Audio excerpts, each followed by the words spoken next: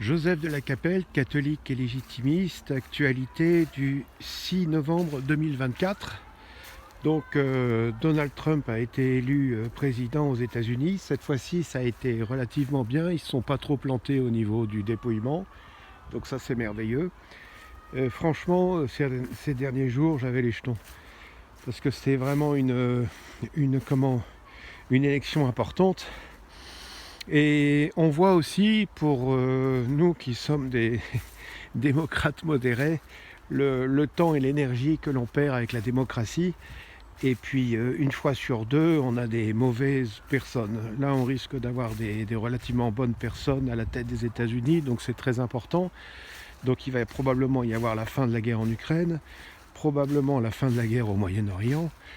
Enfin bref, donc ça c'est très important, mais en démocratie, imaginez par exemple que les États-Unis soient un pays selon Dieu, eh bien il y aurait des premiers ministres ou des présidents qui seraient choisis par rapport à leur qualité personnelle, leur qualité humaine et puis leur qualité spirituelle. Et donc il y aurait pas, on n'aurait pas, comment dire, tout ce fatras, quoi, cet argent que l'on gâche pour les campagnes présidentielles et tout, et puis des déçus, c'est-à-dire que là, bon, bah, moi je suis plutôt très content, mais effectivement, c'est-à-dire que les progressistes n'existeraient pas, parce qu'on ne leur donnerait pas la possibilité de faire des lois contre les lois de Dieu, tout simplement. Donc il y aurait, c'est la démocratie qui fait qu'il y a une division comme ça. Donc voilà, donc enfin en tout cas ravi que M. Trump ait été élu. Et puis je voulais parler aussi du synode de la synodalité là. J'ai repensé ces jours-ci, donc il y a un peu des choses inquiétantes. Il y a une mascotte du Vatican, là, Lucia, là. Donc Lucia, on voit bien ce qu'il y a derrière, hein, c'est Lucia, on voit ce que, voilà, ça peut être Lucifer, enfin bon, une sorte de truc bisounours, c'est vraiment lamentable, quoi, alors que le symbole du Vatican, c'est notre Seigneur Jésus-Christ en croix, voilà, enfin bref. Donc le synode de la synodalité, moi ça me rappelle au niveau de la terminologie, au niveau du verbe, ça me rappelle tout à fait ce qu'on entendait dans les années 70, synode de la synodalité, c'est tout à fait... Ça sonne comme quelque chose que l'on entendait dans les églises de gauche des années 70. Donc, alors je pense que ça va se casser assez vite la figure, parce que c'est fait pour accueillir tout le monde, donc personne ira. C'est-à-dire que, je sais pas, moi, si je suis musulman et si je rentre dans l'église et puis qu'on me donne pas l'exigence du Christ, moi je reste musulman, puis je pars. Si je suis bouddhiste, voilà, et puis que j'arrive dans un truc où on me dit non, mais c'est bien comme vous êtes, bon, je pars, vous voyez.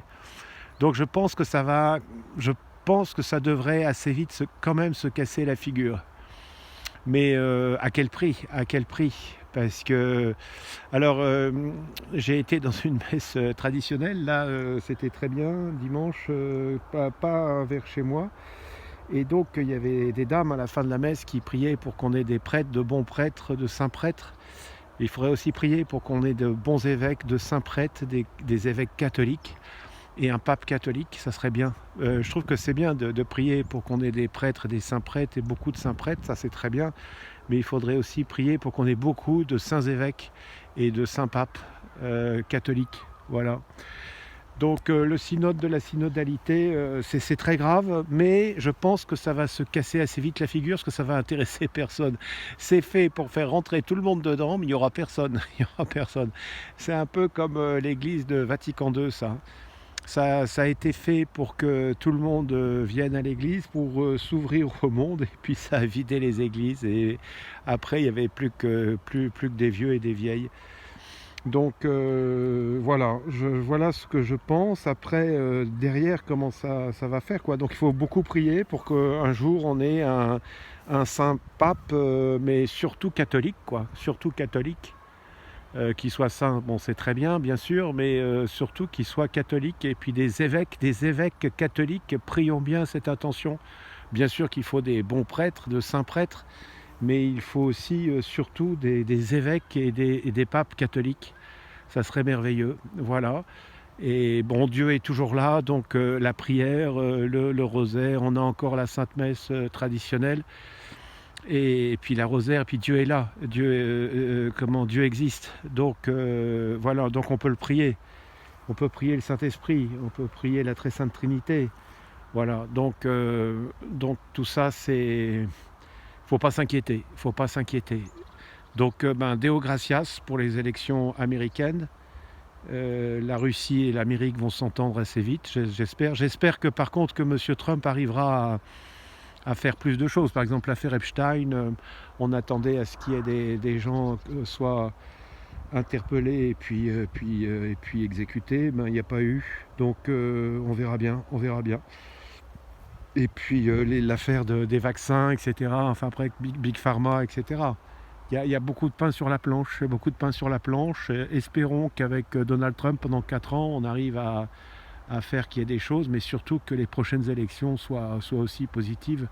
C'est très pénible, la démocratie, parce qu'on est toujours sur le volcan des progressistes qui peuvent tout détruire très rapidement. Le bien se construit difficilement, mais le mal, ça déconstruit très rapidement. À très bientôt à tous, que Dieu vous garde, Notre-Dame de Boulogne, Notre-Dame de France, Notre-Dame de Russie, Notre-Dame de Moyen-Orient, Notre-Dame d'Ukraine, priez pour nous. À très bientôt à tous, Deus et Rex.